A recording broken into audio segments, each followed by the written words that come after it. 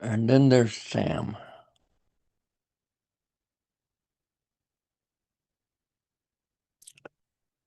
who must be off either taking a dump or making coffee.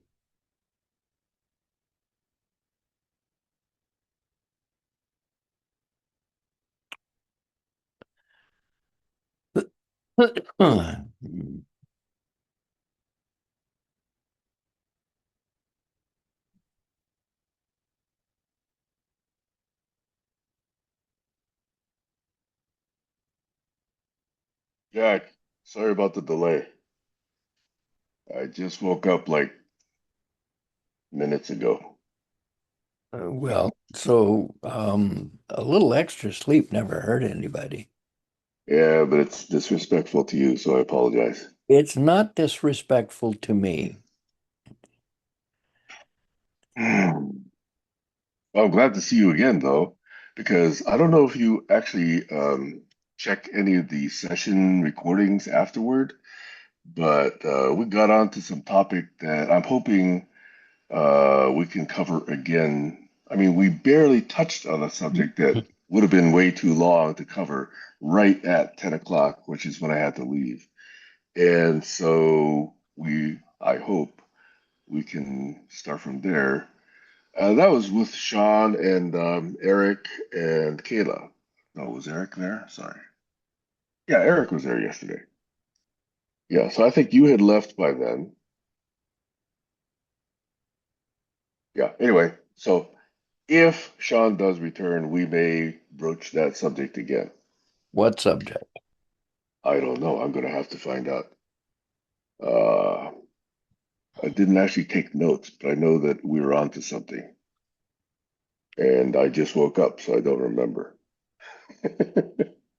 Uh, Senior moment Eh, already, Sammy, and you're just a kid. Not just starting now.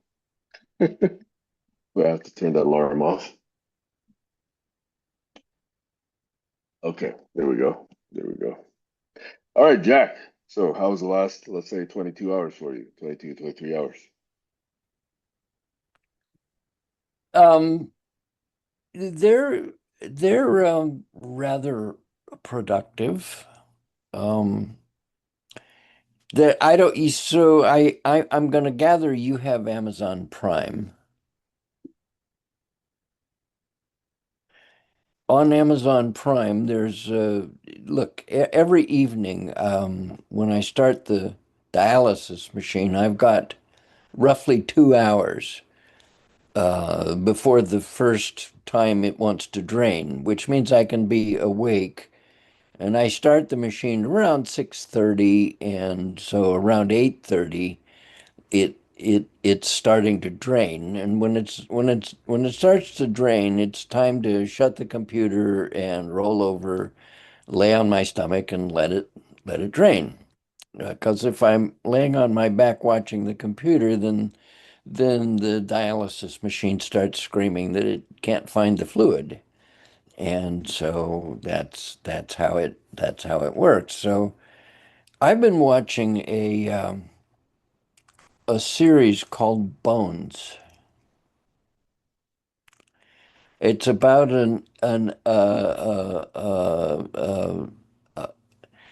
forensic anthropologist who's way out on the spectrum, and her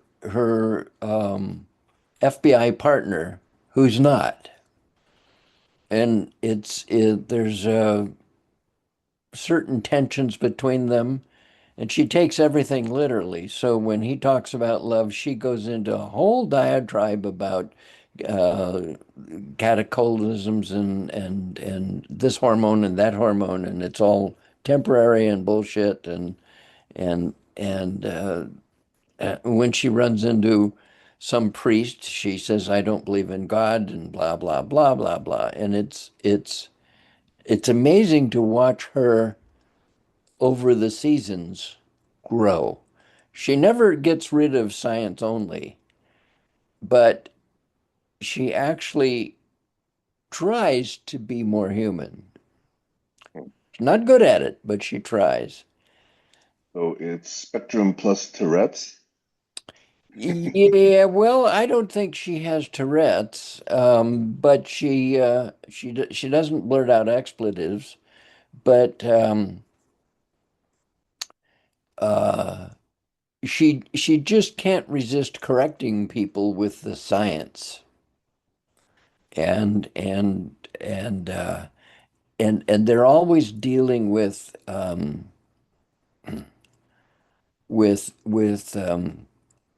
fundamentally dead bodies that have been dead for quite a while, and so there's some of them have skin on, and she has to wait till the skin's been removed before she can get to the bones.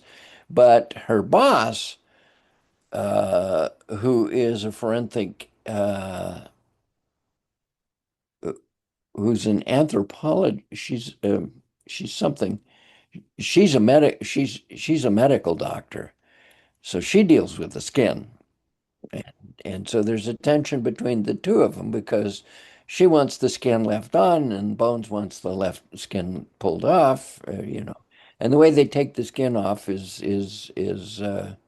they dump a bunch of beetles on it and let them eat it and blah blah blah. And then um, they actually analyze the beetles, stir them up in a blender and analyze them for what they found and blah blah blah. It's it I don't know if the science is totally accurate, but there's deep science in it, and and it's it's really captivating. It's I'm up to the second to the last of the season, and I don't think there's another season.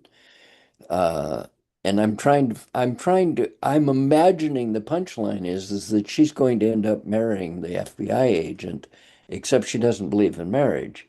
So but they are allowing you to see slight transitional hints along the way. So physical pleasure means nothing. She's so extremely on the spectrum. No, she, she loves her orgasms. She really does love sex, but she does not want any commitments. Mm. So she has these flings on the side, and you can tell that the FBI agent is slightly jealous a bit here and there. They give you these twinges. And the other workers in the institute where she works keep trying to hint to her that the FBI agent actually loves her, but she doesn't believe in love. And so she's not willing to accept that. But what I'm saying is I'm in season four, and by around season three, she started to shift. And I'm watching that. Now, the interesting thing is that one of the guys on the staff who is a specialist, all of them are PhDs, um, who is a specialist on bugs and fungi, that kind of stuff. So he's in, but it turns out that he is so independently wealthy that he secretly is actually funding the museum and agency where they work. But he does not want to be known as that person. He only wants to be known as this guy, Dr. So and so, who who does bugs. But they figured it out, and he committed them all to secrecy. What Oh, show is Eric. this? It's called Bones. Bones? Yeah. Okay. Bones. That very first sentence right after Eric got here was perfect timing. Yeah, really. I mean, you want to get me interested in something? Or... Talk about orgasms, yes. Yeah, right. That's What's the so context? there's in the show there is plenty of um uh, of fundamentally the appearances of sex. It's not a porno show, but there's a lot of people doing it. Well, it's like And Emily Dickinson on Apple TV. There was a lot of that too, but it was um, a yeah. yeah, and this one's on Amazon Prime, and, Okay. and so if you have a Prime, it's there's a bunch of stuff. In fact, we just saw the latest Mission Impossible, Mhm. and it's it's first of all, you could see they took two Waco biplanes, ancient airplanes, and modified them with a crossbar between the the wheels so that Tom Cruise could grab the crossbar. But the Wacos never had that crossbar. But there was real flying. He did the real stunts, and it is pretty amazing. So I'm trying to be very intentional about what I consume in terms of media, streaming, or whatever. And Why would you do that? yeah, it's crazy. Why? What do you want to be when you grow up? You know? Yeah, right. I guess there's a part of me that needs that control over the mind and what I let in. So, I mean, things like Apple Foundation I found interesting, and Star Trek Strange New Worlds I'm enjoying, but not much else. Um, I mean, I got into some other series for a while, and yeah, fine. But these days, Well, if you wanted some yeah, history on hmm Apple, right, you want to watch uh, what is it, Chief of War? It it's it's basically historical fiction, but it's about um, Kamehameha, who became the king of all of England, hmm and how he became the king of England. okay, We go to Hawaii, so we've gone to the burial sites of his wife and all of these kinds of things. But fundamentally, the Hawaiian Islands were a bunch of fiefdoms with yeah, with they had with a queen, yeah, and they fought. hmm But they said that the prophecy said there was only going to be one king, and blah blah blah. And so the king of Hawaii died.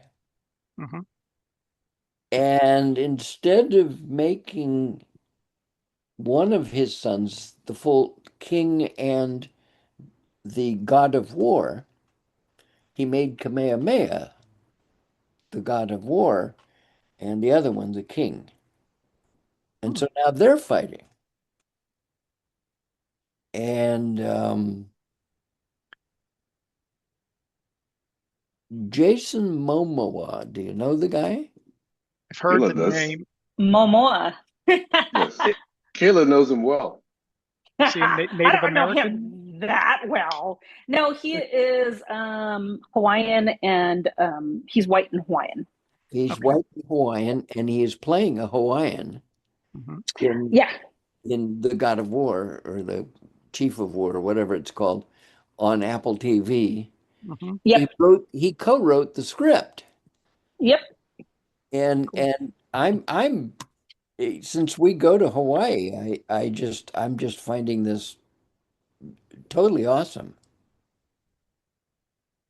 Well, Yeah. I came in. I'm so sorry. I just logged in, and the funny thing is, I was looking at old videos of my dance group um, back in the day. So I walked into something wonderful. You guys are number one talking about Jason Momoa, number two talking about the Polynesian culture. Mhm. Well, so you know, uh, the Polynesian cultures, first of all, the story of how the Polynesians found Hawaii is itself an amazing history of science.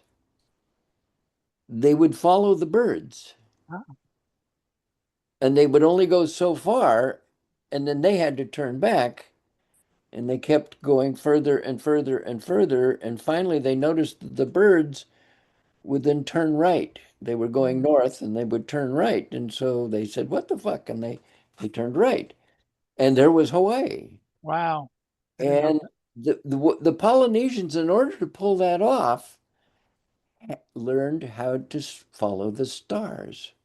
Hmm. Dead Reckoning. Dead reckoning.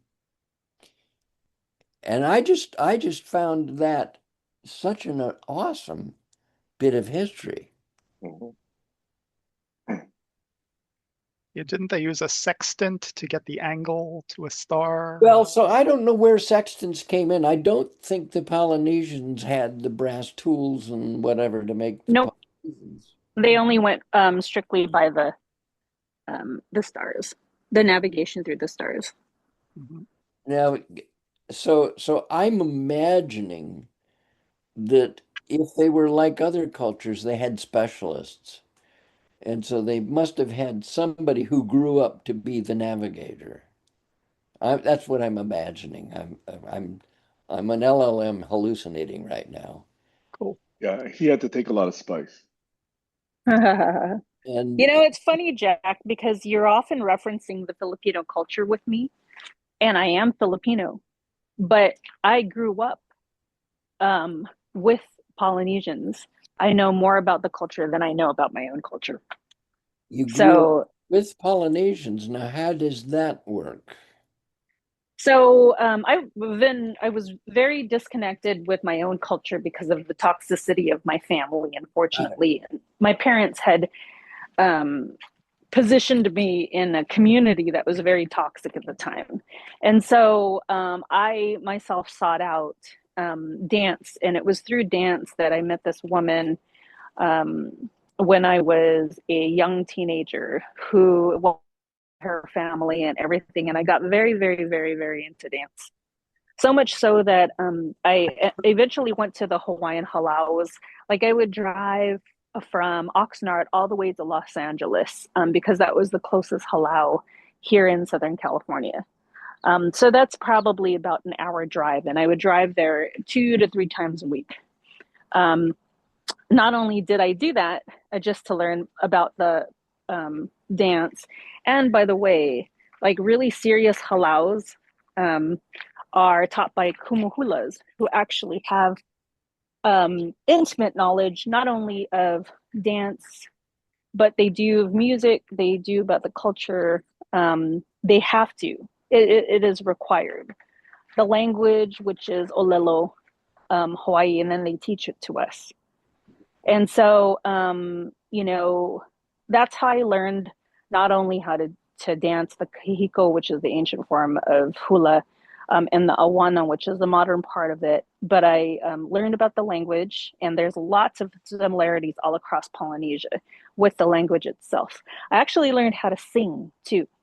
And I learned the basic rhythms of Polynesia, which is all interconnected. And because we had to dance and because we had to do a theme, and this is where competition comes into play.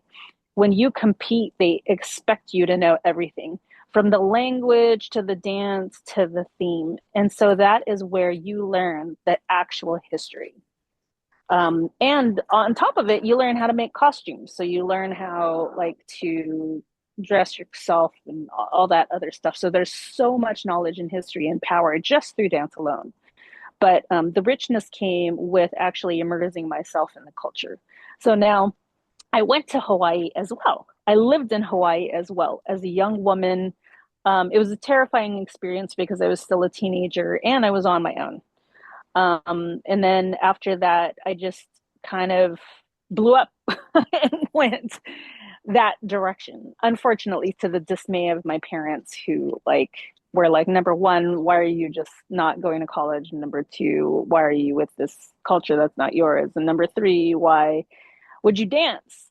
But it deemed very, very, very, very fruitful and to my life to this point now where I've taken so much of that knowledge, both culturally and from a performance standpoint, and I can, give back to the community.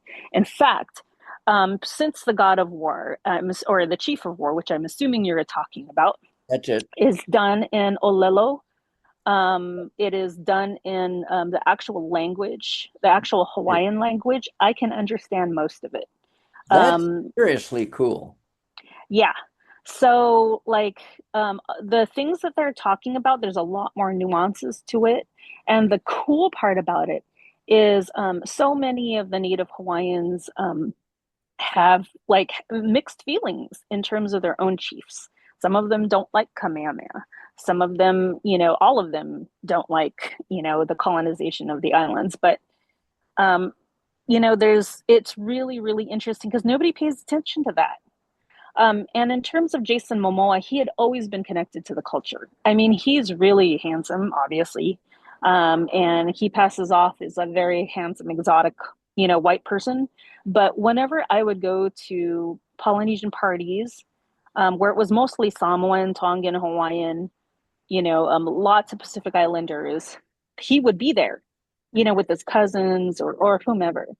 So you And met him. so, yes, yeah. I mean, if I saw him today, I don't think he'll remember me. I mean, he was just, anyways, very humble guy, always hanging out with his cousins and stuff. And the funny thing about the Polynesian culture too is they don't really pay too much attention to stars.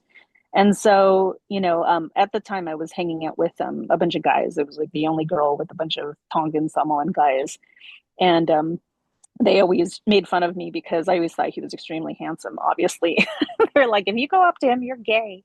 And so, unfortunately, I never got that chance to intimately hang out with him. But it was always really nice to see him because, he's like kind of like a regular guy in the Polynesian community.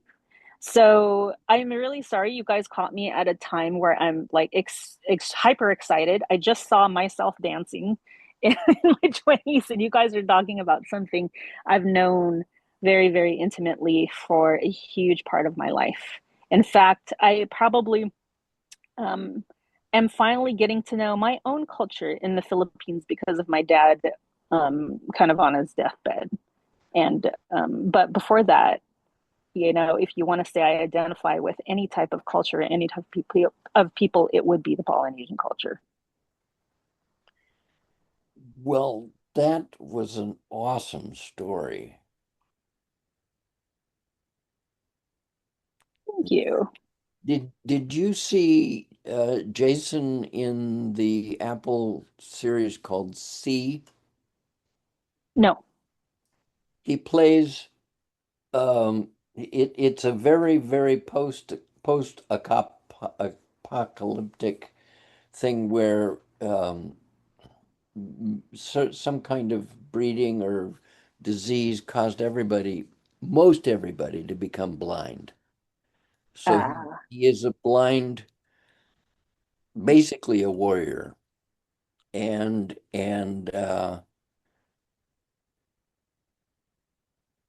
he marries a woman who was the sister of the queen, and the sister had been knocked up by a guy who was sighted. So she had two two two children, two she had twins, boy and a girl, and they were sighted. And C is the story of them trying to find their roots and discovering all manner of mayhem.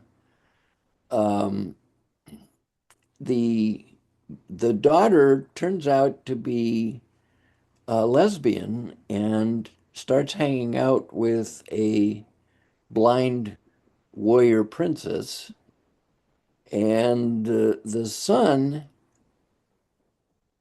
um, actually knocked up the queen and uh, gives birth to a child. She gives birth to a child who is blind. And I'm not going to say any more because it's a spoiler, but C is still on Apple TV. It's a long series, and and like um, Chief of War, it's filled with panoramic vistas of large terrains and that sort of thing. But it's also the action of people with bows and arrows who are blind. And it's a very fascinating story of human behavior.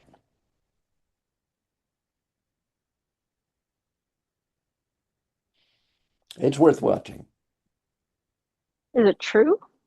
It is not, of course, not a true because it's set way in the future. Ah, Whereas Chief of War is historically based. Nobody actually knows what the truth of, the tribal warfares were, but they've apparently put together as much history as they could and then wrote a fictional story around it.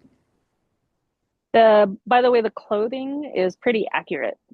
Oh, I believe that. I truly believe that it is an accurate portrayal. And Hawaii actually has fantastic preservation about their culture. When I was doing Ori Tahiti, which is, obviously it's the Tahitian dance. Unfortunately, what I learned is their history was erased during Pomare's rule in the 1600s. And unfortunately, they could not preserve a lot of their history through dance because it was outlawed among the islands. Polynesia, in and of itself, has a lot of very violent, very feral history. Um, and the funny thing is, I've come to realize that there's lots of romanticism in terms of like a lot of these tribal cultures, like the Native Americans and stuff. But there's so much rich history that almost reflects that of Western society. It's just again another microcosm. What I see is the difference between the Western culture and the cultures in the island is number one, they know how to take care of their land. And number two, there are so many deep rooted traditions that, is not lost. And it's beautiful. It's beautiful to see that passing of tradition and culture and the meaning to it. And uncovering that as a young woman was so exciting. I mean, it was a part of education that I knew nobody could ever get. You can't get any of that in an institution at all. That's You have to just get that by living it. And the funny thing was, back in the day, it meant so much to me, but so little to everybody else. To the point where when I had worked for a school and they wanted to put a fundraiser together, and they wanted to use like the Polynesian theme. The chair of the fundraising event didn't want me to interfere with it, even though that was my thing. It still is to this day my thing.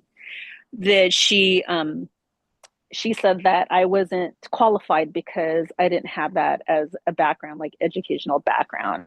To this day, that pisses me off because oh, that just goes to show like the ignorance that people have in these like deep rooted cultural histories that you can never get from an institution,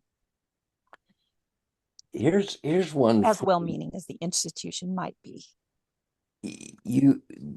Right after World War II, anthropologists went deep into Uh-oh. Polynesia and asked people who really were even unfamiliar with white people what they called the airplanes that flew over because all of the Jap Zeros and so on and so forth flying around over their islands.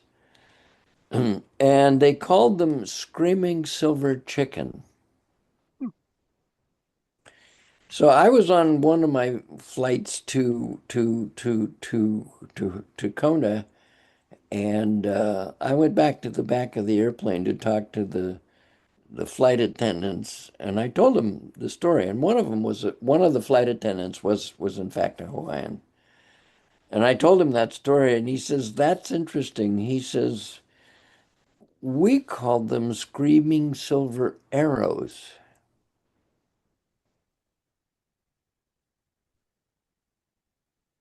So there's that tie. Now the thing about it is that where would they get screaming silver arrows? Because World War II for the US started in Pearl Harbor, which is Hawaii. So I don't know where he got the screaming silver arrows. I put it in the chat there that why people are called haole. I don't know. Do you guys are you familiar with that? I've Yes. heard the term, but I don't know it. That's the word for haole. Haole, haole. It comes from Oh, haole. Haole means no soul. Ah, Um ha is like your soul, your you know, ole, ole is like no, stop. so here's a question for you, Kayla, and it's not at all on topic of collaborology, but I'm curious. Being a Filipino, theoretically speaking, you're Catholic. Mm-hmm. And how does that square with the Polynesian culture in you? Well, it's funny is the Polynesian culture, they were mostly colonized by Mormons. So religion means absolutely nothing to me Ah, when it comes to culture. got it. I did not know that they were colonized by Mormons. Who knew? That's a new one for me. And it's even more funny is I actually converted to be a Mormon once. Oh, you don't want to do so how did they get like from Utah to Polynesia? There's a disconnect in my mind there. Oh, what's funny about that too is that it was the Mormons who fucked it up for Hawaii. The Mormons who sold it out. Yeah, I want to know more about that because all I know is there was a queen named Liliuokalani, and then there's something with Sanford Dole and pineapples, and I don't know much else about that. Yeah, it was the missionaries who screwed it up. So that they were happy with their queen and they were living fine, and then what happened? They're never happy with anything. Just what really happened, just in general, is the use of guns. Honestly, Mm, I Yes, mean, when the tribes were the chiefs and stuff, they were in war. It was the introduction of guns that were what really made one king, one chief more powerful over its subjects. mm.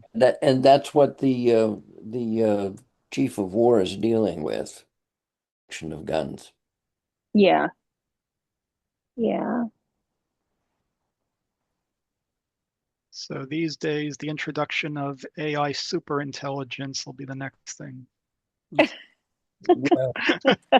Well, now we're getting into the techno-twitting side. Do you actually believe there's going to be an AI superintelligence? I was reading about AlphaGo and its successor. So, um, the more compute you throw at it, the more hardware you throw at it, something will happen. Yeah, okay, so let's talk about that for just a moment. Can AlphaGo cook a soup? It's all in the training. So if you train it to cook a soup, it can figure it out. Well, that's the point.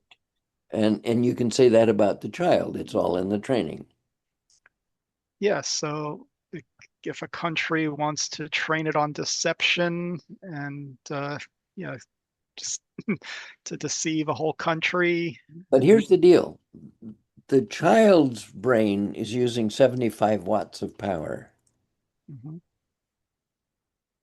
and it's pretty reasonable to expect that AlphaGo is using a shitload more, Yeah, enough more that AMOC is going to slow down and stop,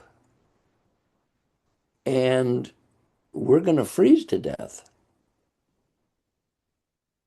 yeah, it needs all this energy. So like they want more natural gas and nuclear plants just for AI, new data centers, and It's it's the wrong turn the political environment has taken now to downsize renewable energy in favor of drill, baby, drill. And that's not going to end well. Everybody knows it. But why why half of the country allowed, the orange baboon to get away with that? I don't know. so what I'm hearing is it's the cost of the renewables. That's the argument that, or the efficiency of the solar, the hydrogen. Yeah, except that solar is now is cheaper than fossil and competing with hydro. Mhm. So, and somebody in a call yesterday with Sean told me that I was insulting baboons. We are the baboons. Okay, so it's interesting how different perceptions of the facts are leading to these different viewpoints. And if you Well, don't, hmm, the orange baboon allowed in a guy to run the health and human services that has fundamentally shut off research on vaccines. mhm, Right when measles was running wild in one of the reddest states in the country, and then blew out to the next red state, Oklahoma, and from there and so on and so forth. And now we know that a new COVID variant is back. And, the peasants of California are suffering from it. It really took roots somewhere in the Bay Area. And fortunately, Kaiser tells me I can still have the the booster shot, whereas a lot of doctors are refusing to, etc. They're following their commander in chief, whatever. Um, None of this is going to end well.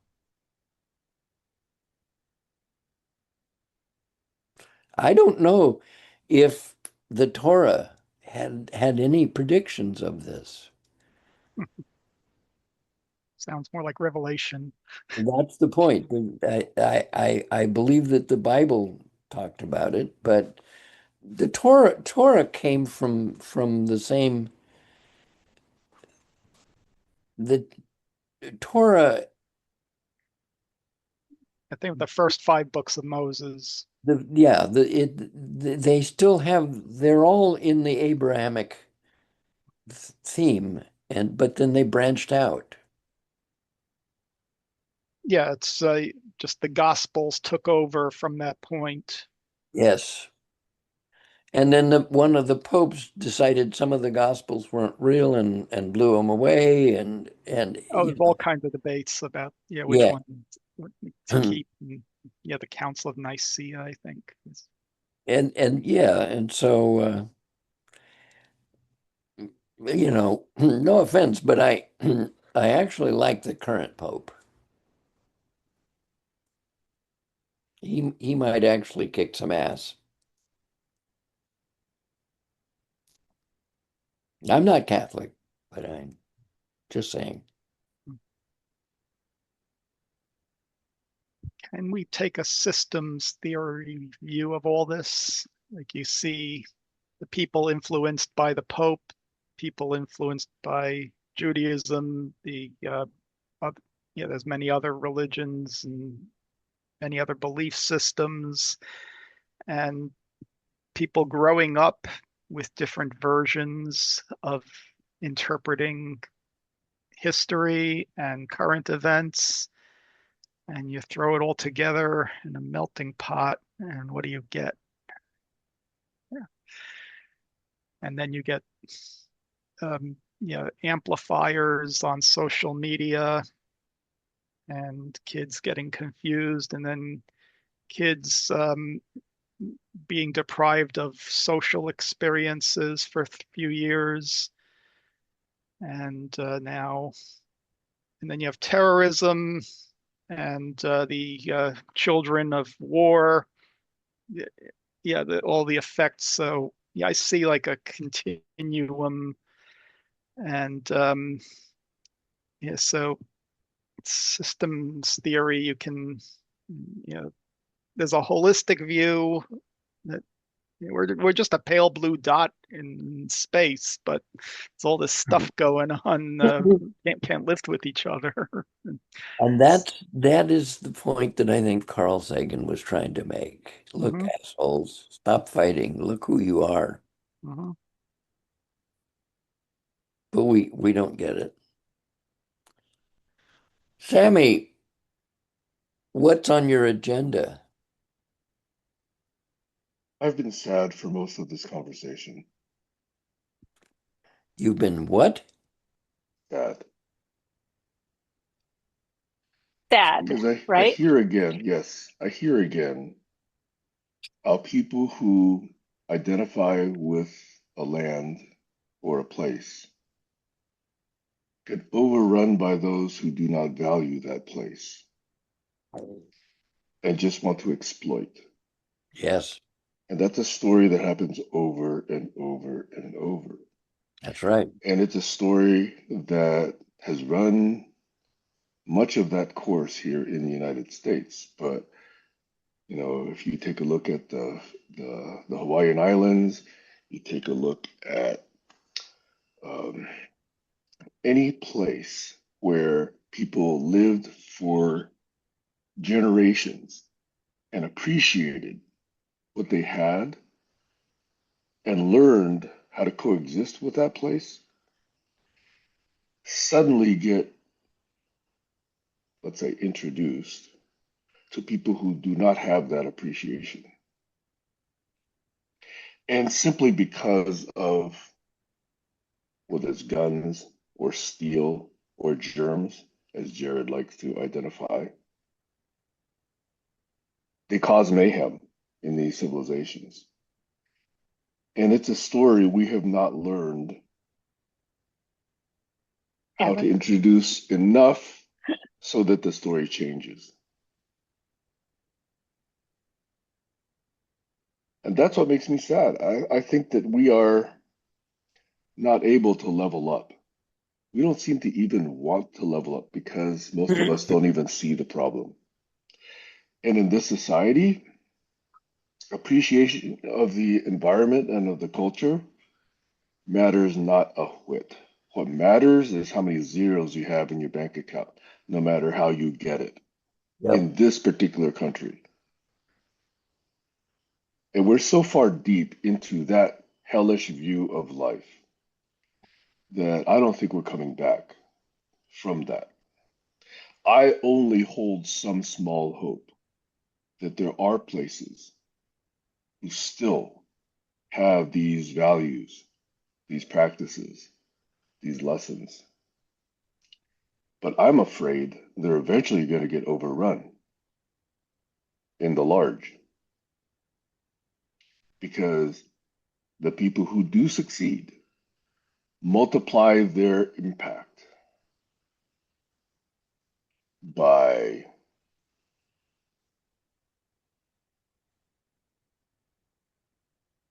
this cruel exploitation, this disregard for the value of life. You know, if you take a look at the current administration and you try to understand why they don't do something for people, that's actually the opposite. What you really do need to do to put things into light is to say what they're really trying to do is kill off most of us so that we're not in a position to resist. And they're doing it very effectively. So I'm sad about this country. I'm sad about what has happened historically. I'm sad about Gaza. I'm sad about every case where this has happened. And we as a species don't seem to be leveling up. And let me end on a somewhat positive note, okay?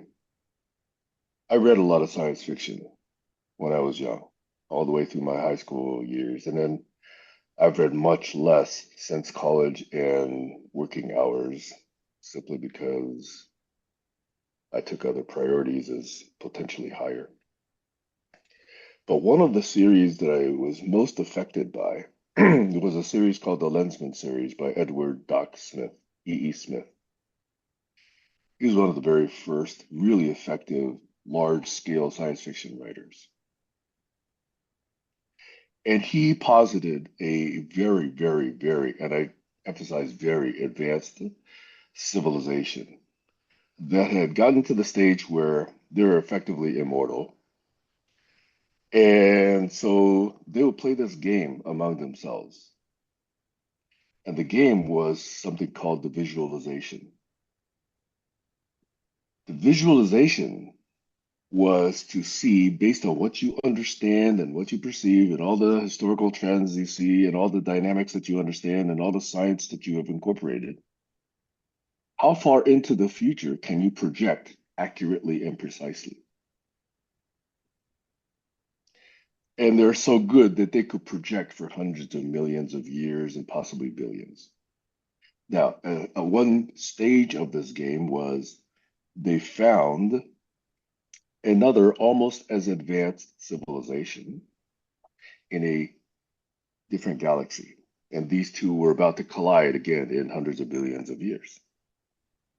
So they set about to understand, predict that, let's say, engagement. And they wanted to populate hundreds, thousands, millions of planets in their galaxy with the seeds of civilizations who could then resist what the opposing civilization was about to bring. It's a fascinating premise for a science fiction series. It's a six-book or seven, depending on whether you think the seventh is actually part of the series. It's a six-book series that is so fascinating in its scope. I've not seen anything else nearly that sweeping in its view of science fiction and the kind of questions it was asking. But the reason I wanted to bring it up was that they valued understanding and they valued this game. I call it a game, but obviously it's not just a game. It's how they quote unquote manage or lead or manage the trim tabs in this galaxy that they have helped seed. Anyway, there's a lot of different other details to it.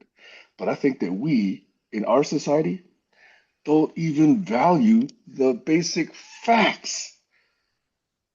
Facts no longer are respected. And when one component, when one faction has managed to destroy reliance on facts, we have nothing to base anything on. We have only opinions, we have loudness, we have people who are attractive who are being listened to, we have tall people who are being listened to, we have white people who are being listened to, but facts seem to not matter. And without facts, you cannot reason effectively. I don't care how efficient you are, you cannot reason effectively. So sorry to go on so long, Jack, but that was why I was sad listening to what was going on today. Not that it's not valuable. I love the conversation, but it I just reminds me yet again how we cannot level up and all the obstacles to doing so. Over. I'll be leaving in a few minutes. Ward Cunningham starts at 9, and at any rate, it was for me, it was awesome to learn more about what Kayla went through growing up. That's that's I'm fascinated. I can go on and on and on. It's my favorite subject. But if you're a part of the Collaborology study group, which I don't think anybody in here is except for Sam, I sent a little 30-second snippet of my dance group performing the theme of Mokorea. And Which group it's, is this? It's on Facebook. Facebook, Jack, where you are not. Ah, no, I don't do Facebook. oh, okay. Well, I'm going to have to just like um, send it to you guys then on email, but I it's just the got it. oh, you did? Yay! Yeah, Eric is in. I think Eric is in. Yep. And bonus points if you could recognize the 20, I think I was 23-year-old, the 23-year-old me. Mm. I'm in the front row. Mhm. Yeah, I'll watch it later. Yeah, thanks, Jack. Is it a FedWiki meeting that Yes, Ward had? Fedwicke meeting. Cool. He does Wednesdays and Sundays, Cool. and Yeah. they're they're they're different from this tribe in that they are focused on Right. all things Fedwicke, Right. which is bigger than just wiki. It's a whole spectrum of design thinking and UX, Sure. all the rest of it. Now, I tried it a few years ago and I couldn't wrap my mind around it enough. I think I created some sample test pages and I couldn't get the UI into my brain. So I don't Well, know what that was. Yeah. so I've posed that to them hmm myself. Um, First of all, the platform has plugins that do math and make videos and do Sure. all these other things, all in the narrowness of one page. So it's a universal tool. You can do so much with it. hmm And federation means you register your wiki into a neighborhood. Right. Now you can do a search in your wiki and it searches the whole neighborhood and says, "Oh, you like that page?" You click on it and bam, it's now in your wiki. Got it. And it leaves a trail mark that says hmm this was forked over here and so on and so forth. And so there is so much power and deep thinking and to sit in a room with Ward mm is to watch Doug Engelbart all over again. Cool. Engelbart didn't do any coding, whereas Ward, that's what he does. And Nice. and and Yeah, so you just need a good marketing department to get well, it. it's I persons. So one of the guys in the group set me up. I actually have three of them. hmm Ward set me up with one. Marc Antoine set me up with one, and then this uh, physician set me up with one, and he wanted us to federate around what does it mean to have a conversation. hmm So I've filled out a whole shitload of pages on what it means to have a conversation, and I can do it. I get it. But what I don't get is I don't feel it as a tool for thinking quite the way others do. And that's the question I've posed to him. Mhm. How is it for you a tool for thinking? What does it do?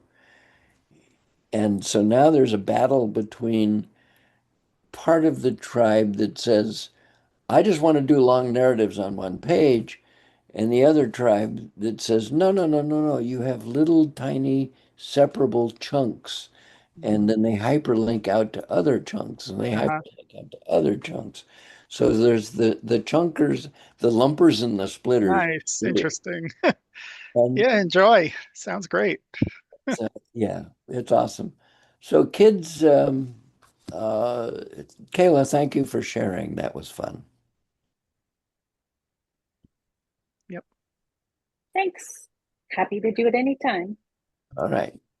Ta-ta. Bye, Bye. Jack. Jack? Hmm.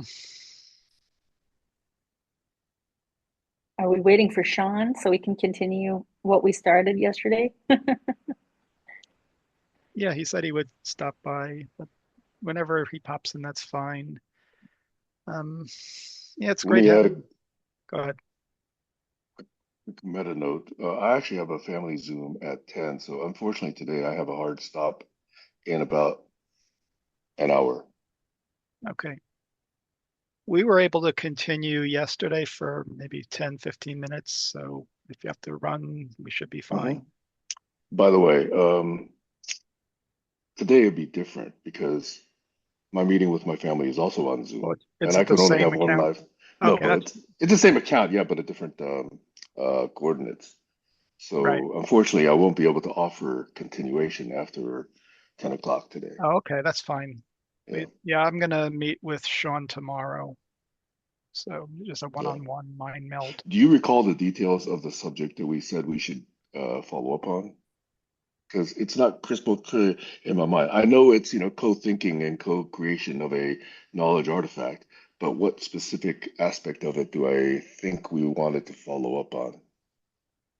Intelligence? We're hung Ah, up on that word. yes. And recognition. I know I introduced this Recognition. notion of recognition, which Sean did not seem to understand. So I wanted to see whether that was something we could flesh out more. Okay, yeah. Thank you. Thank you, Kayla. These old brain cells need your assistance. I got an old Yeah. brain cell too.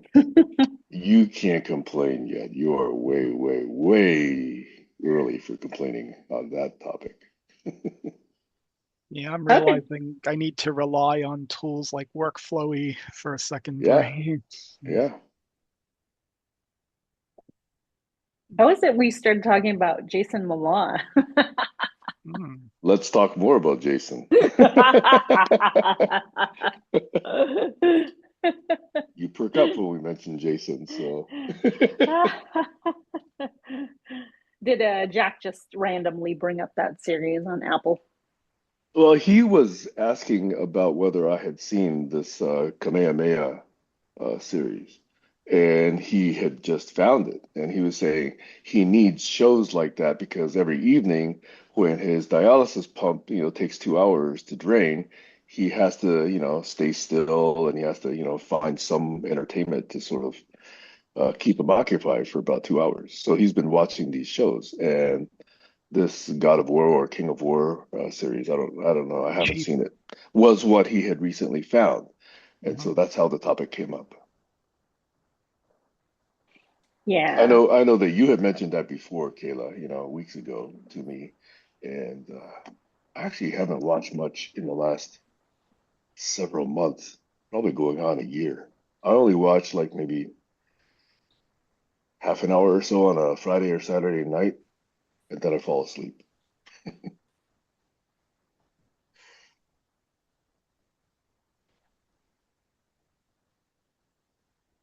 But I did note that the topic quickly shifted from that, which did catch your interest, to more technical topics. And then, of course, Jack asked me a question, and I went semi long on something. and it seems to still be dangling, and I still feel it. So in my mind, I had Jason Momoa mixed up with another actor who was on Yellowstone playing part of one of the Native Americans. So Ooh, he's handsome too. I remember that.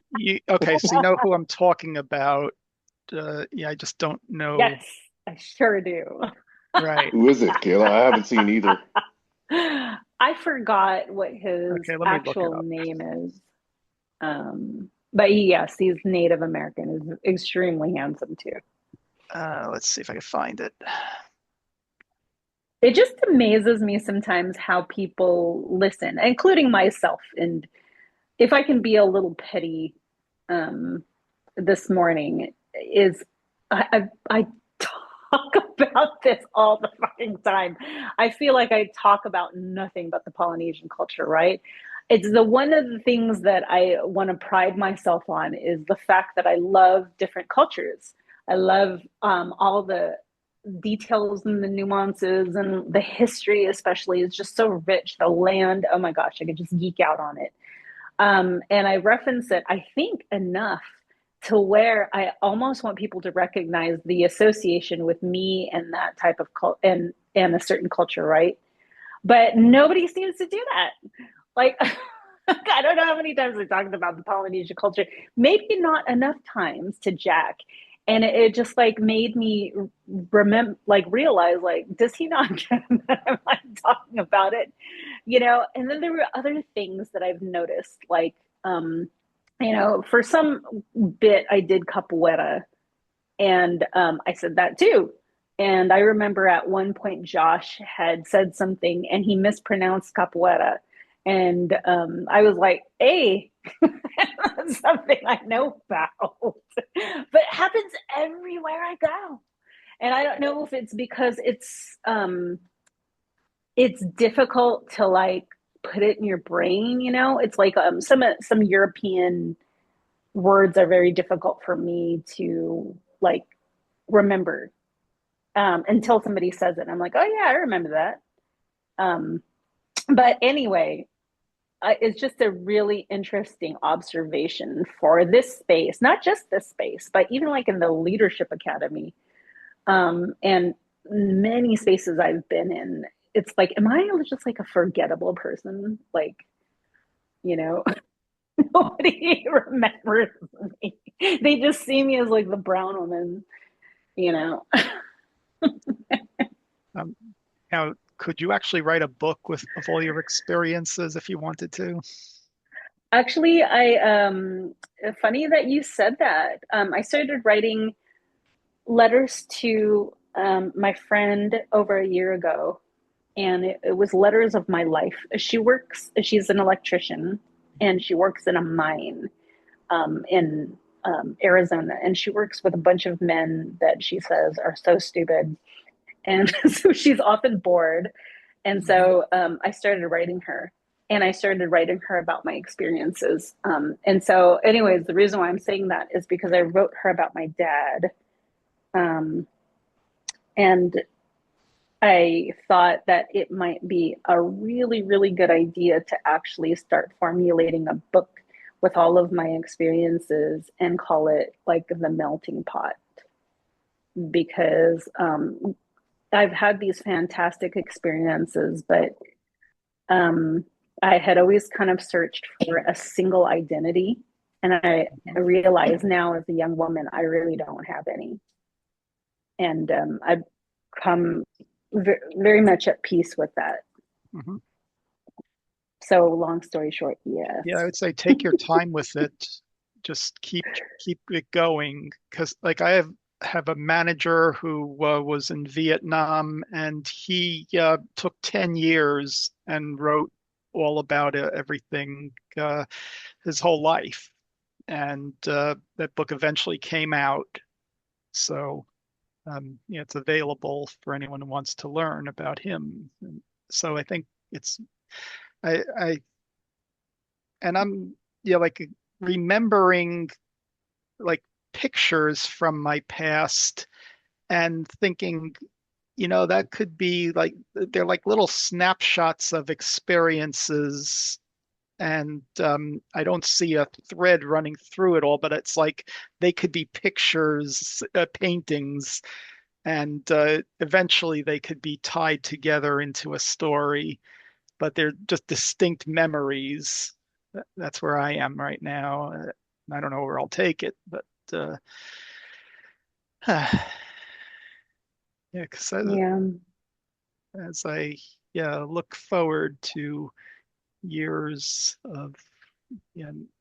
um, Well, okay, so I'm starting classes this week, and really I'm giving myself the permission to just explore and find myself again, where I want to pursue my energies going forward.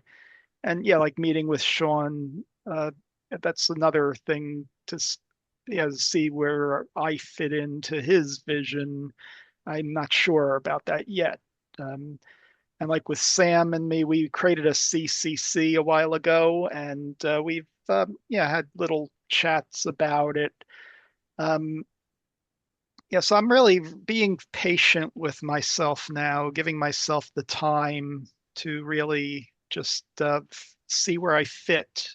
There's other things, music groups and stuff, and but really, I don't want any pressure. Hmm. That's where I am now. That yeah, there's I could contribute to life in different ways, different groups, and see where that takes me right now. Now, I want to mention, right before this call, I was on an online funeral service for a 97-year-old who was a Shakespearean scholar and taught English at the University of Delaware. And I always learn things about people after they pass. It's Yeah. something about Yeah. that. When they're alive, we don't know what much. There are things we don't learn until the end, and then it causes us to reflect. Yes, hearing I didn't know it was a friend of another friend that I have, and then this guy is giving a eulogy, talking about, yeah, maybe 20 years of life experience. So it's just we don't really get to know each other enough while we're alive. I'm wondering Yeah. about that now. I like that you're saying that, Eric, because I too am trying to be very organic with my interests and exploring a lot of things that I used to love. Um, in fact, I had a meeting with my boss, Hmm. and she was marveling at how much my career growth has just taken off in the past couple of years. And I told her it was because of the absence of dance. Um, and kind of letting go that part of my identity. I just feel like as a single mom, I was doing way too much. And why am I doing this? And what do I have to prove except to myself? And so it's allowed me to just concentrate and be good at one thing at a time. But at the same time, I'm still trying to find that balance within myself. Like, I don't want to work all the time, but you have to work to make money. But I also want to really get into something that I had enjoyed. And being a part of dance before I had kids was the perfect balance of work and play because it was so organic. I was learning and I was just loving. And to get to know um, people who um, have like different interests and different ways of living um, is something that I've always really truly appreciated. So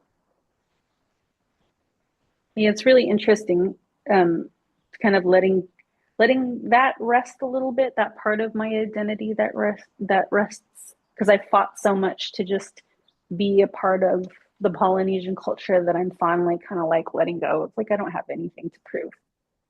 Right. And you'll surprise yourself one day. Yeah, it always, that it had always been my dream to write about the family. That was a huge part of my dance career. That to this day is just moving mountains when it comes to the actual culture. But now I realize that if I were to write a book, I would like to actually write about my family and my experiences. And that's why I came up with that title, The Melting Pot, because I feel like so many people are in my position here in the United States, having to assimilate with the culture here in the United States and being completely removed from their own culture. And I say that because my own parents did not teach me Tagalog, or did not teach me any other part of their culture except for the really shallow parts. Um, I found them to be quite shallow, but they did that to survive because my dad experienced a lot of racism, even in the US Navy, especially actually in the US Navy. Yep.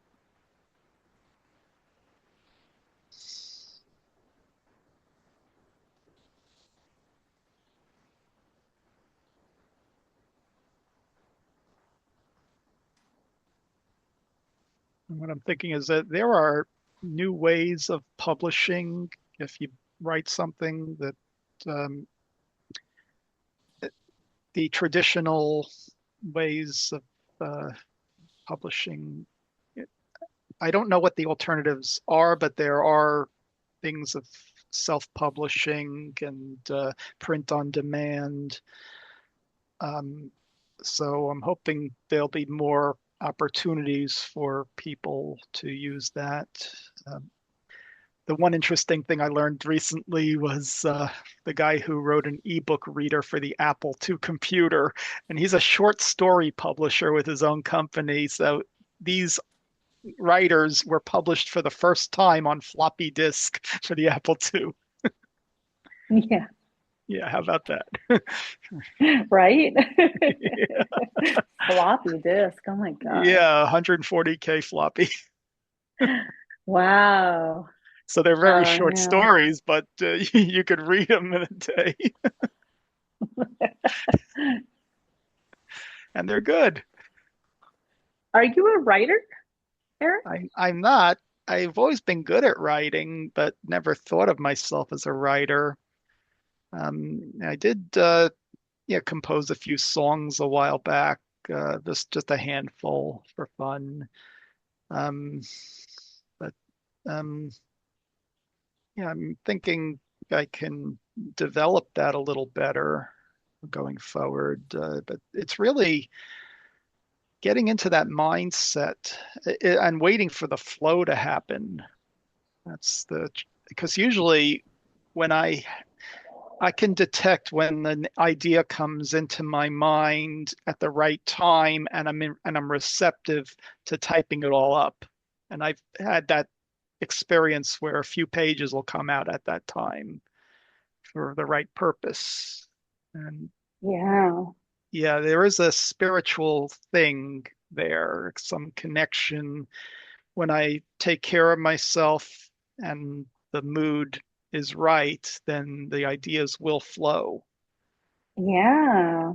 Isn't Yeah, it? It's like a yeah. connection to the higher. Hmm. When Yeah, I think it's the words, they just come out. And not much editing needed. when I describe myself in writing, I think of like this beam of light coming from the very top of the sky Hmm. down to my head, and it's almost like a channeling. Yeah, however we interpret it, but it's an amazing thing that the brain could do that. Yeah, yeah, yeah. That's how I describe it for myself. Mhm. Yeah. Hmm. I pushed my son to take English honors. Good. Yep. Yeah, And it's only, go ahead. I had AP English in high school, so college level English, and I'm glad I had it. It's broadening. Yeah, it's literature and discussions about it. It helps, and now I'm appreciating it. I want to go back to some classical literature. Are you taking writing classes? No, I'm What not, type of but I classes? could. I mean, this course catalog, let me just show you hundreds of pages of Curiosity Never Retires, the University of Ah, Delaware, lifelong learning. So it'll keep me busy the rest of my life if I want it. wow. And, Okay. I'll meet people at these classes. I could get involved in community activities, and I think that makes a lot of sense at this point to see where I belong. Maybe it's a new tribe I'll find. Yeah. Mhm. Hmm.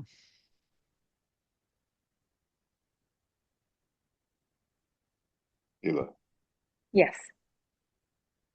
I think what you had expressed about people not understanding your identity and the stories you bring, Yeah. that experience is part of the Tower of Babel problem. Mm. We think that communication ever happens. It actually happens so rarely that I think many of us do feel what you expressed. Mm. I like that reference. I think that what you're talking about is connection that happens when people really feel like they've been heard. And you reference that in Talanoa and other aspects of your Polynesian background. I reference this sometimes in the I versus we, and sometimes in the Ubuntu references, and in the conversations that Tammy Lee Meyer and I had, and in the proposal that we submitted to the GCF about how we truly listen to each other, and also in really the basis for this entire series of conversations, which is how can we understand and become aware that we've either not understood or misunderstood or had an expectation that didn't get met or had a disagreement that we didn't quite realize until too late.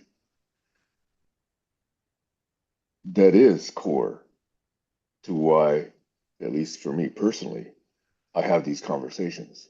So when you say it's not really part of collaborology, in my view, it's actually core to collaborology, especially given that, since we are now missing Barry, I've personally shifted more from the hardline scientific, multi-model reasoning, scientific reasoning, uh, systems thinking, mathematically based, to a more culturally exploratory way of understanding what's going on between us. And I think your stories are exactly right there at the core. Also, what Jack is encountering, it's not the case that everybody grows up that way, but learning about them expands a lot of the learning that one can do.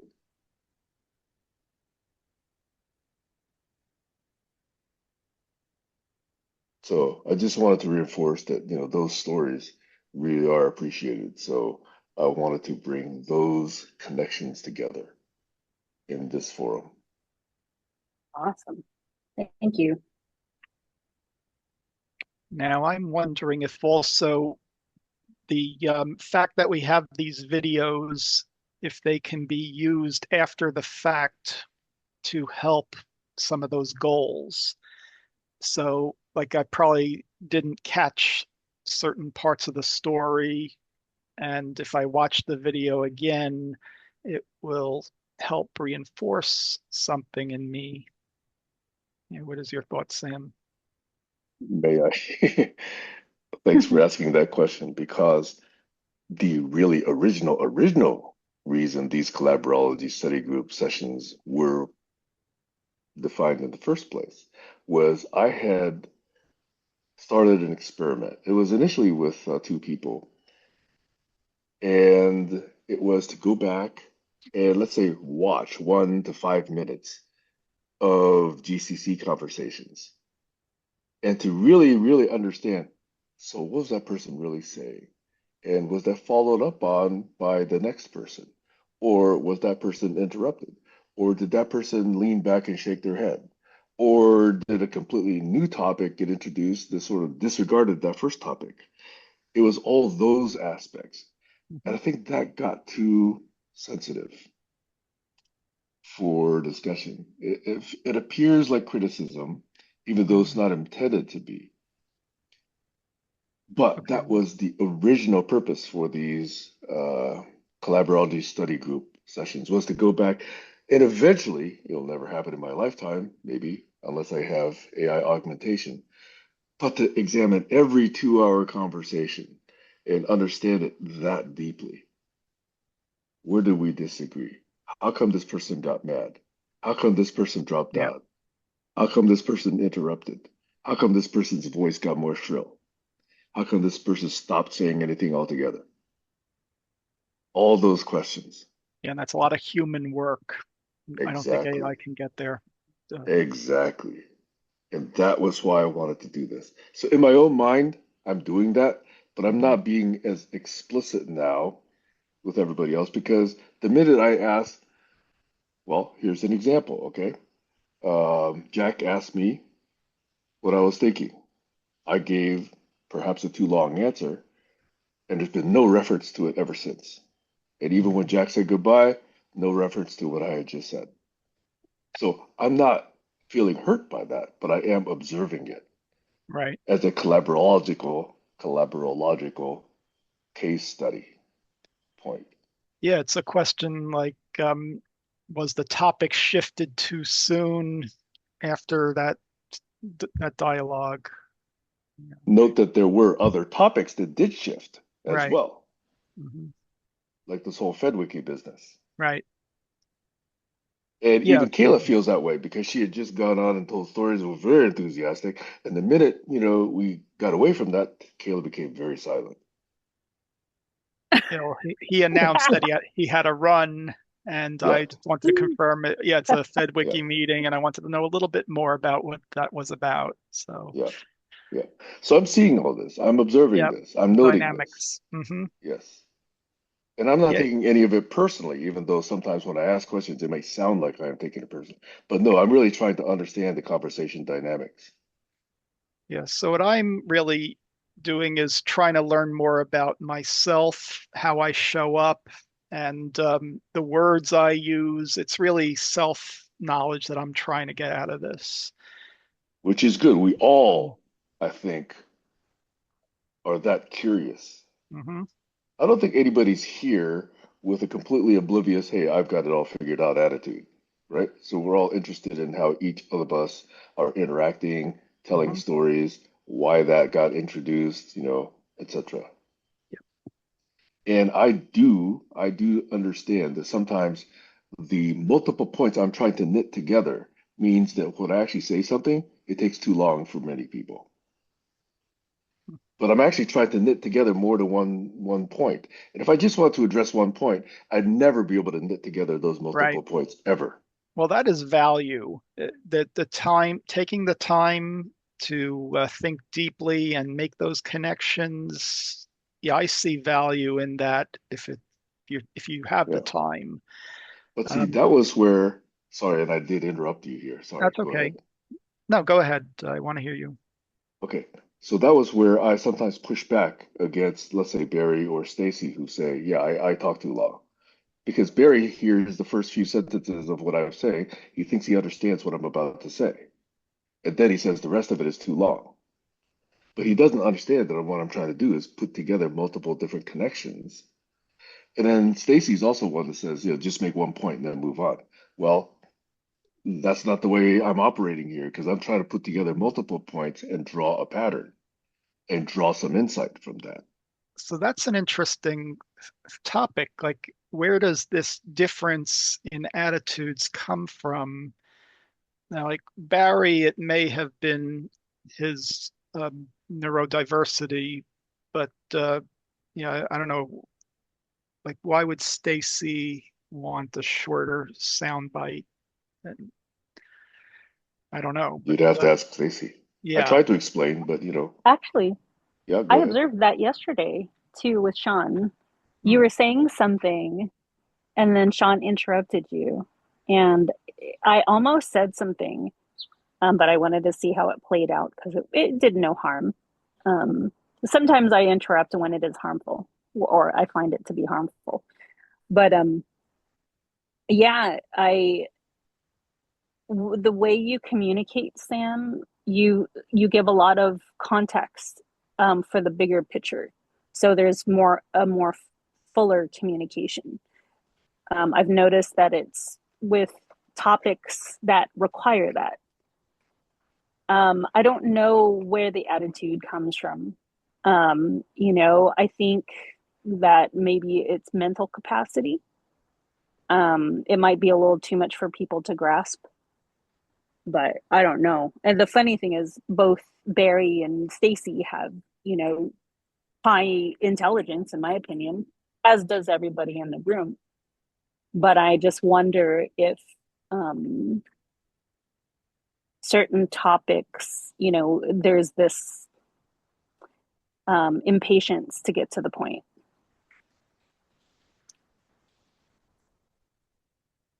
I really appreciate you saying that and noting that because I think that sometimes, I mean, not sometimes, many times, I wonder, geez, why do I go out so long? Could I have made that shorter? And many times, if I really wanted to make that point that I wanted to make, I couldn't say it quicker. But sometimes that is too much. It takes practice to be able to consolidate your thoughts. I remember books, like writing papers, trying to reduce the Yep. number of words that you use to get to a point. May Yeah. I amplify that point? Yes. For 2 years, David Price, Alexander Laszlo, and Frode and I spoke about something, and I eventually called it the community of practice. And it was hundreds of hours of conversation that took months before I could crystallize it into 4 points that fit Right. on an 8.5 by 11 sheet of paper. Yep. That's the point that I think resonates with what you were saying. Yeah, we think deeply and we can't consolidate it on the fly. We need the space and Right. time to work on it. Yeah. I mean, as we're talking, we're making mental structures in our mind, sort of like an Engelbart outline. We're fitting things into our frame of Yeah. reference. Yep. Yeah. Whether you think in outlines or in mind maps or just in stream of consciousness text, or whether you just want to jot down simple words that are anchors for going back Uh-huh. to that particular moment in conversation, we all do it differently because we all grow up Right. learning different techniques for how we do this. And that's why I'm And skeptical of Sean's visualizations. It didn't really speak to me yesterday. It may in the future, but yeah, using it in a meeting, I don't know how yet. so, not a criticism, but Yeah, just an observation, okay? Is that when all of that came up on screen, it was overwhelming, yeah, right? There's like a billion nodes of ideas. It's like, how do I make sense of this? And Kayla even asked, how do you see me? Am I this or am I that, right? And there was Yeah. no easy way to answer that because it was so overwhelming. And by the way, try to pat myself on the back just slightly, okay? And that's the idea behind Mentor, which is the knowledge is there, but you need a friendly, helpful guide who right. understands you well enough to say, here's the first thing you need to understand, then here's the second thing, here's how they connect, and this leads to the third thing, and then blah, blah, blah. And if you're interested, we can go this way, or if you're not, then we can go that way. So that kind of a tour guide through Hmm. knowledge is what Right. mentor acknowledges. Hmm. So it's knowledge about how to introduce knowledge to someone, which is way more complicated than just the knowledge itself. Well, first understanding the other person, how they see. Exactly. Yeah. And understanding the knowledge. So that's two. Yeah. And then Do they? understanding, okay, so what are the previous educational and learning blocks of this person, the audience that I'm trying to guide through this knowledge? Do they have the requisite knowledge about this particular node, or do I need to give more background knowledge Right. about that node so that they're not lost when that node appears on screen or in Right. conversation or in the artifact that we're all trying to co-create together? And I alluded to that yesterday by saying, Okay. hey, we each have our own models, but that I think is something which didn't, in my opinion, get sufficient airtime. And I love the fact that Sean has been thinking about this for years and years and years and years. And he and I have had this intention to have a conversation to sort of really dig into this point before, because I said to him, Sean, you criticize me because we're not getting around to doing things. And I said, well, Sean, before I can actually do things helpful to you or you for me, we need to agree on where we're headed. And until we agree where we're headed, it's like leaning the ladder up against the wrong window. Sure, you can climb up faster, but at the end, which window are you going to be at? And Right? that's where your CCC comes in. You Yeah. And establish that's that. also exact. Thank you for appreciating and acknowledging and referencing that. And it's also this point about effectiveness before efficiency. Hmm. I don't want to even care about that word efficiency until I know that that's a window or a destination or a plan or a vision that we both see. Maybe it's fuzzy, but at least we know that's the one. Hmm. And then let's think about, okay, so what's the best next step to take? But thinking about what the next best step to take is basically either assuming that I'm going to latch on to Sean's vision, which is completely fine. That happens a lot today. That happens in companies. You have to latch on to the corporate vision, okay? Otherwise, they're Hmm. not going to pay you. But in a case where we're autonomous, we're making independent decisions about where we want to spend our time and attention and energy and money, Right. we each have to make sure that that co-created vision is the one that we both share. And without going through that co-creation process, the assumption is dangerous and it's guaranteed to cause problems in the future. And that is a conversation I've not yet fully been able to have with Sean. And by the way, it's one of the reasons, many people think I'm an asshole because I ask questions up front, which for me are intended to minimize disappointment and missed expectations later down the road. And then people think, oh, geez, yeah, I just can't get anything done because I'm not taking action right away. Right. But the times you grew up, you learned to ask those questions before you build systems. Yeah, You I were mean, you I were really, trained in that. yeah, the And whole product design idea is hmm understanding that.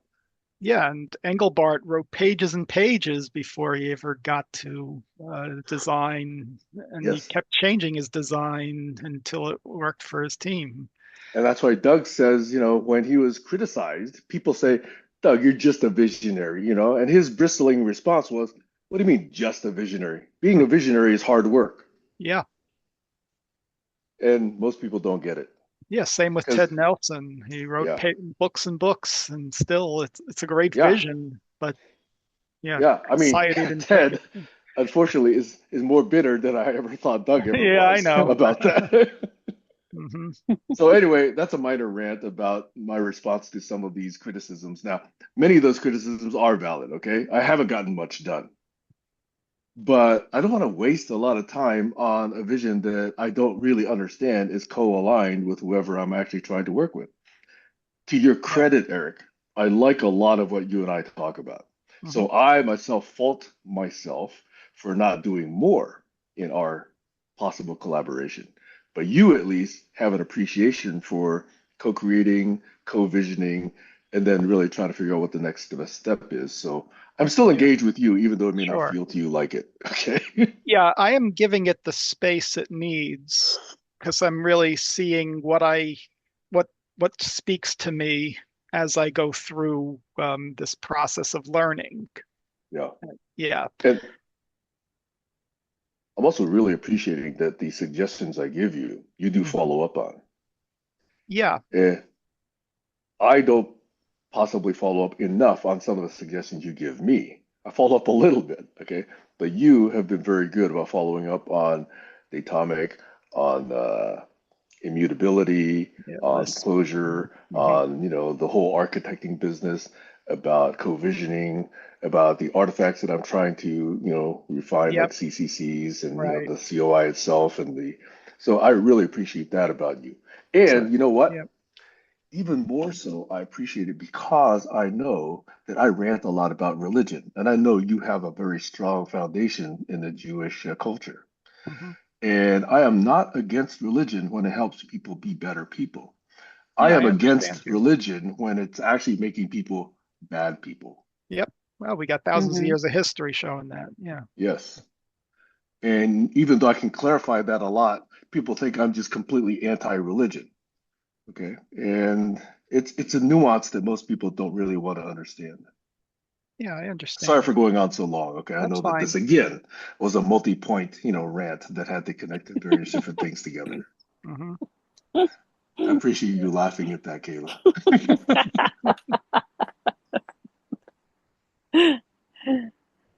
Yep, I know this about Sam, about religion. And about people who actually do abuse religion, I will Yeah, not hold back. yeah. Yeah, you know what? When I said religion means nothing to me, it doesn't mean anything to me. It's in the Mhm. context of, culture. It Yeah, doesn't really mean anything to me. yeah. There's no association whatsoever. So But the way I see it, religion is a set of practices. It could be routines that help you get to a place where you're receptive to the way you live your life and whatever divine, however you define the divine, that you get into a state of receptivity to finding a purpose that makes sense. And it could be as simple as that. Um, this is a possible fascinating topic I would love to delve into, which is there is an evolution from, in my view, okay, this is very mhm, personal, from a religious understanding to a scientific understanding, okay? mhm. And even the Dalai Lama says, if science tells me we have to change our beliefs in Buddhism, then we have to change Buddhism. Mm, I love that perspective. mhm. Okay. So there are certain things that religion has explained that now today are better explained with science. Yeah, it's You the know? role that it plays in people's lives. Yes. It helps you understand. And when you have a better understanding, take on that better understanding. Right. It's basically the same thing that Maya Angelou says, do the best you can. When you know better, then do better. Yep. Okay? And there's nothing wrong with that perspective. That is a perfect way to live life. But the people who hang on to dogma, Yeah, that's even the though problem. there are better explanations available, those are the people who are intentionally refusing to acknowledge facts, reasoning, science, new thinking, new opinions. They're not Yep. curious, they're Well, dogmatic and they're closed. you got to see the purpose that serves in their life.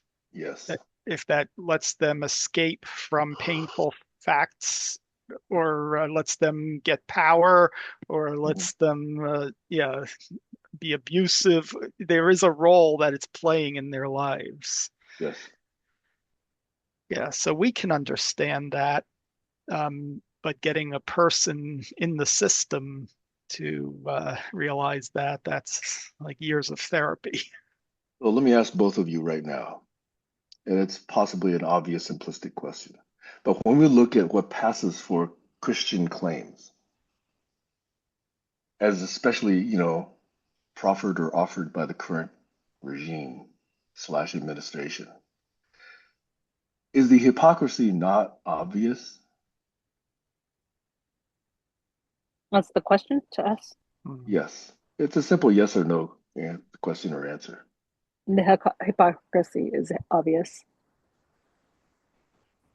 Now, I think there's a certain segment of the country that um, is ingrained in that Christian way of life that and they believe that um, so it's not necessarily what the message is, it is the way they're interpreting that message in terms of their upbringing as Christians and the way they're leading their lives. And that's what was captured. That's what got them into that agreement with the uh, administration, and that's not let go So because is the there's answer that. yes or no? I'm saying it's not as obvious as you may think it is. I think there's dynamics at Okay. work here. Yeah. Okay, so separate them. I'm asking you, Eric Randall. Mhm. Is it obvious, yes or no? To me, I would still question it. That I think I've been exposed to both sides, and it's I guess I'm struggling uh, in my mind. It's not totally obvious because I could understand the people who grew up this way, how this is appealing to them, and yeah. So I'm trying to be open-minded to both sides. So I can say it's not totally obvious to me. Yeah, I think that's worthy of future conversation as well. Hmm. Kayla, how did Hmm. you respond hearing Eric say what he just said? That's interesting. I would love to talk, like, kind of, talk that out a little bit. Yes, I think Either, so.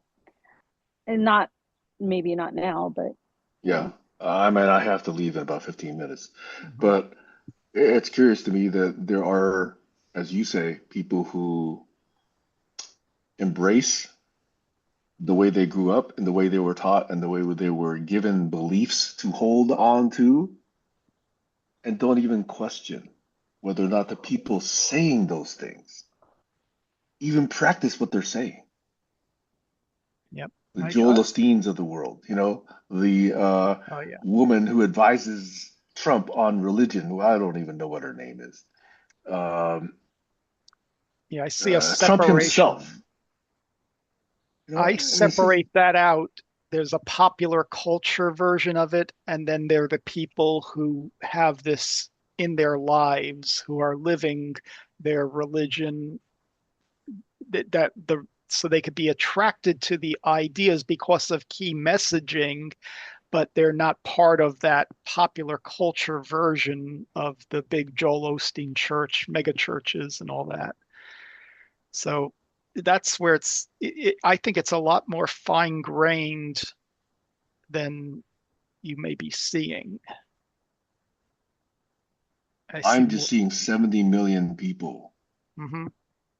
align themselves with what I see as Hippocratic, cruel, criminal, anti-religious, anti-Christian words and behavior. 70 plus million. That's what I see. So I don't see much room for nuance there.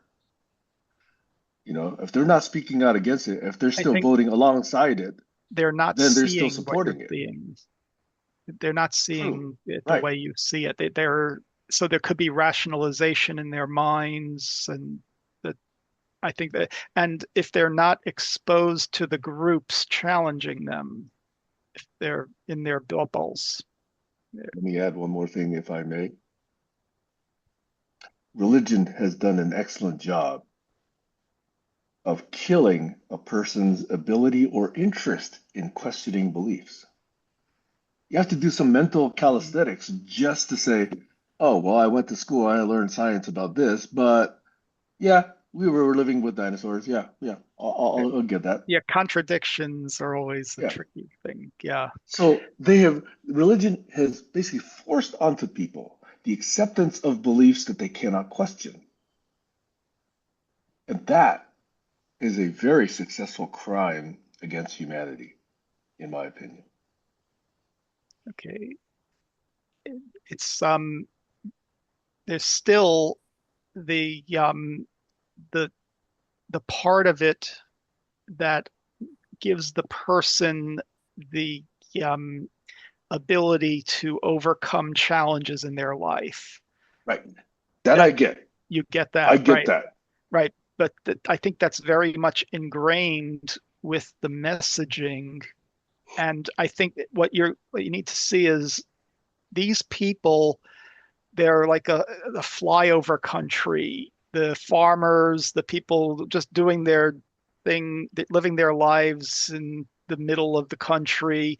And for years, they saw problems with the way the Democrats handled everything, and there was a great anger building up that in that population that led to this Trump thing, Yeah, yeah. 2016. Yeah, I get so that. you could see the dynamics.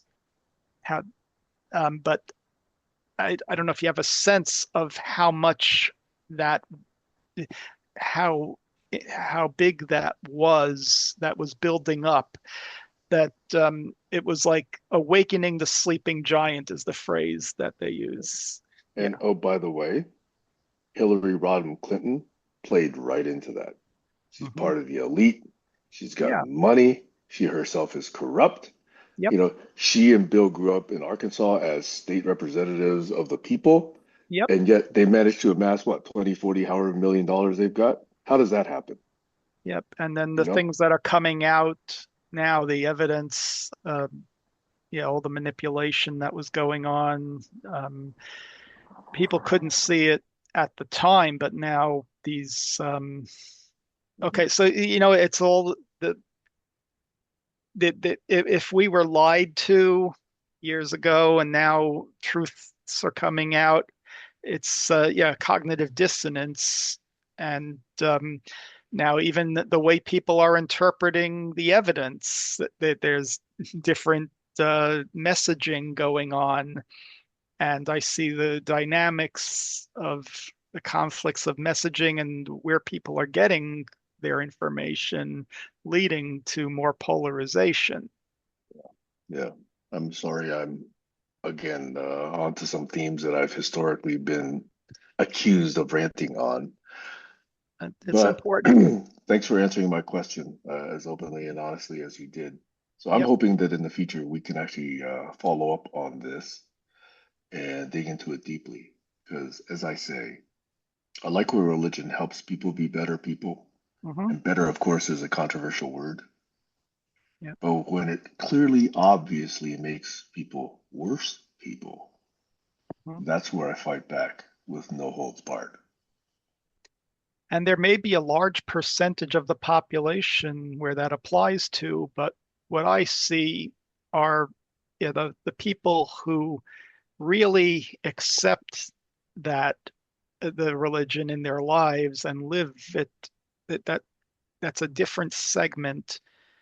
And that is part of the appeal of Trump. Uh, and like, I don't like the way MAGA was changed into uh, uh, sort of like a curse word. Like, it's "Make America Great Again." Well, what's wrong with that? That message. It's Well, it's now because of all been, the action associated with that. yeah, well, that's the thing. Yeah, how it's being done. Yeah. Just one more follow up on that one. For the record, the family that I personally know that has been the most Christian and has lived according to what they understand Christianity is, what I understand Christianity is, and who teach it and actually embody it themselves was the host family that assisted my father when he came to the United States. Mm. the Swansons. I just want to be on the record with that. Winston and Shayla Swanson. Sure. They were generous, they were kind, they were Yep. helpful. They introduced their kids to our family. And one of their kids, actually my age, Tammy Swanson, her last name is now Draheim. She is actually a minister in Omaha, Nebraska. Hmm. And when I contacted her years ago and said, "What do you make of all this Christian identification with the current abuses and practices of the current administration?" She says she herself is appalled by it. Hmm. And but that family, for the record, has been the most Christian-like family I have ever met among all the Christians I have ever met. Hmm. I just wanted that on the record, even though they may never see this. Yeah.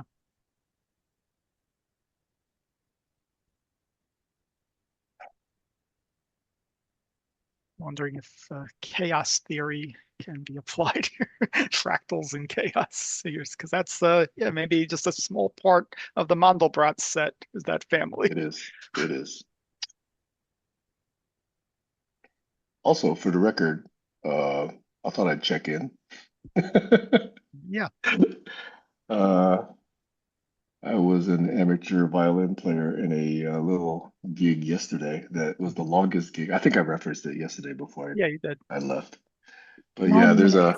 there's an amateurish video of it that I shared with Kayla this morning. And yeah, it's not great, but at least that's what I was doing yesterday is Yeah, it playing a looks little gig. good. I don't know what you're talking about. I'm sure Well, people it lets enjoyed me it. get back into it, you know? So I Yeah, really enjoy that. little things matter. Even they say it's a little thing, where I didn't do so great, but it matters to people who are there. Yeah, it was part of a art festival. It's Sure. annually, it's Friday to Sunday. And had I more time, probably this afternoon, I'd probably like to go. Um, but it's all the local artists and artist studios around Stanwood and Camino Island. And so they have food trucks and they have kids games and they have, Yep. musical performances like ours. And the organizer came up to our organizer and said she was really happy with the way we did it. Good. And so, in fact, I, as the single amateur among those three other professionals, they even said, "Hey, we'd like to do more gigs. Are you interested in doing Cool. more gigs?"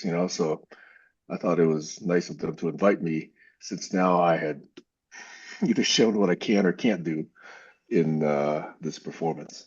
So maybe That's there's a nice. possibility. Yeah, Whatever it is, it's great. yeah, I really enjoy it. And we It's a can, mix of yeah. folk songs as well as, yeah, classical as well as gypsy music. Blah, blah, blah, blah, blah. Yep. I got somebody who Oh, wants to be in on the conversation. yeah. Hello.